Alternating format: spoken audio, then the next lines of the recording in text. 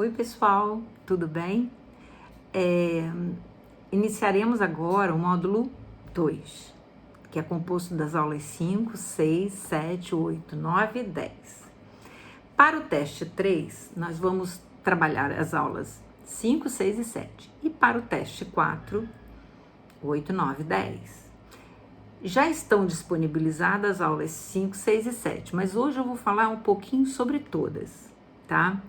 Nesse segundo módulo, a gente começa a perceber, né, que o leitor ele é uma figura ativa no processo de leitura. Ele não é passivo, não é só aquilo que está no texto que interessa, né? O texto, o sentido do texto, ele é construído a partir da interação texto, leitor e escritor, tá? Eu vou tentar explicar um pouquinho melhor isso. Por que eu digo que o leitor ele é ativo, tá? Porque ele carrega com ele conhecimentos e experiências que também vão dar sentido ao texto. Vou contar uma piada muito pequena e muito sem graça, mas que ajuda muito a gente perceber como se dá a leitura de fato, tá?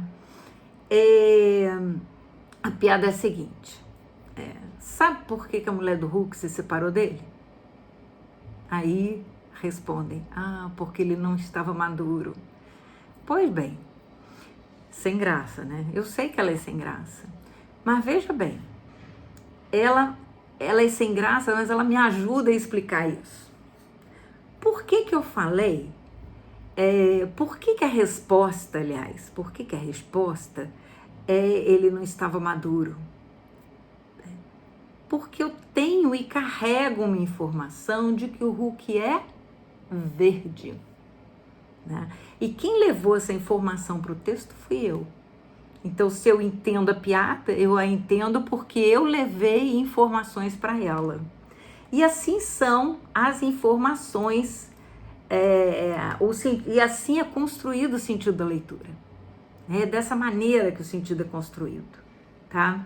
Então, o que a gente vai ter para a gente falar, né, nessas aulas, que a gente vai falar um pouco mais desse sentido e que também não é só construído com o texto em si, né?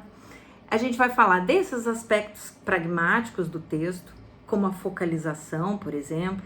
A focalização, ela, dependendo de quem fala, você dá credibilidade ou não ao texto, né?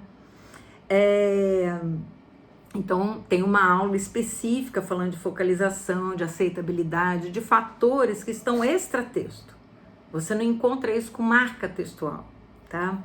Depois nós temos uma aula bem interessante sobre informações que estão implícitas no texto.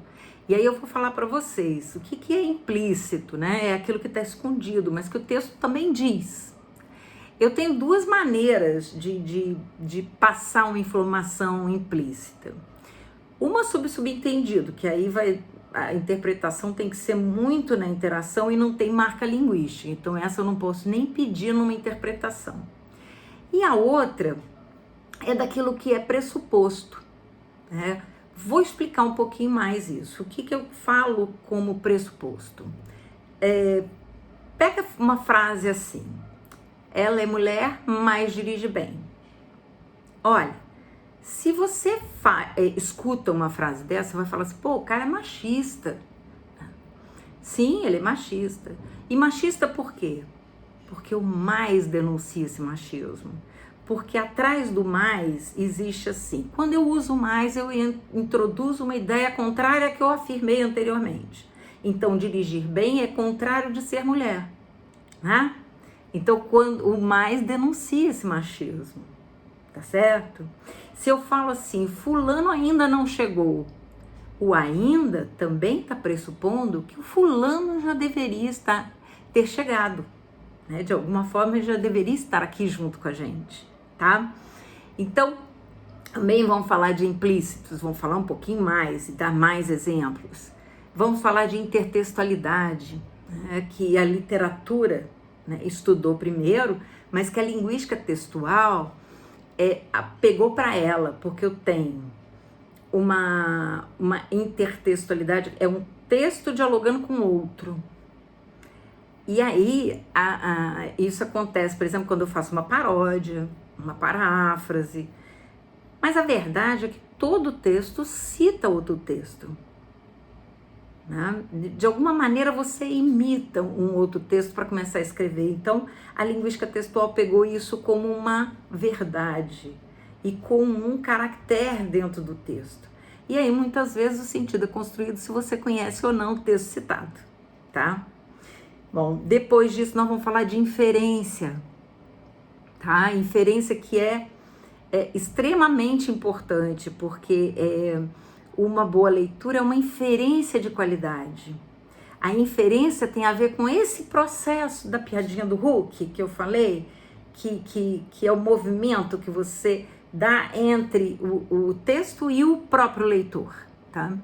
Também tem uma aula lá bem explicadinho sobre o que é isso, tá?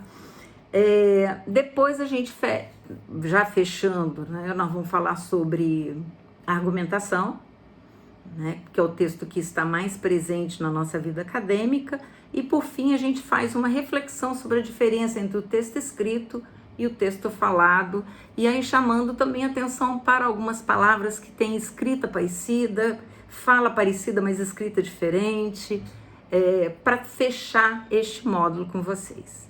Então é isso, né? Eu espero que vocês gostem, aproveitem. Não se esqueçam de tirar todas as dúvidas comigo, né? Para quem eu sou tutora, e com a professora Mariceneia, para as turmas em que ela é tutora, tá? Bons estudos e vamos embora!